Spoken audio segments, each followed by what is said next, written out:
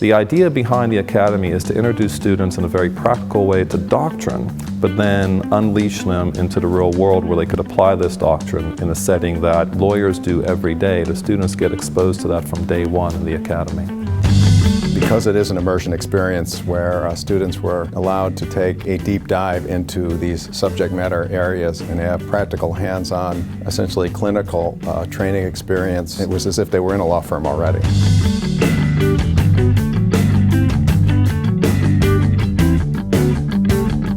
I applied to the Academy because of the level of expertise from the professors. We really had a first-rate group of people that came in here that can give us great experience tips from everything they've done in their careers and then the practical academic side as well. I just finished up my 1L year, and this was the perfect opportunity for me to kind of find out where your niche is and which place you prefer to be. I have an interest in entertainment law primarily. In order to do that, there needs to be substantial training. What better way to do that than learn from the guy who wrote Play That Funky Music, White Boy? I made this course. I designed it so it was much more clinical, a lot more on guest speakers, what's going on in the world, and still communicating the principles I want to communicate. Instead of just by reading cases, but by actually living through the people that have lived through these issues.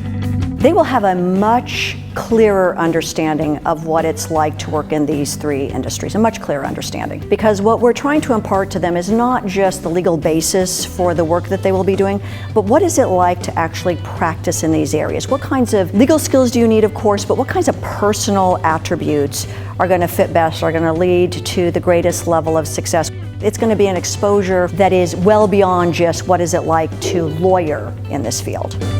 I think the field trips very much so enhance the curriculum of the program. We'll go out there and talk to other people who deal with this on a day-to-day basis. This isn't like these law school hypotheticals. This is real life. I think it's great when they can see sort of the mundane and the exciting part of what happens. That's the joy of not only learning your craft here, but also understanding what the art itself is all about. So far, we've had guest speakers ranging from Jason Hillman, who's the general counsel for the Cleveland Cavaliers, professionals from the Indians, Spire Institute, you name it. They've got people in Northeast Ohio here that are connected in sports entertainment law that are here to help. We provide the networking here, and then we provide those opportunities from a world-class faculty. And then to have the other amenities that Cleveland offers, this academy combines all of those elements, and it makes for a terrific experience.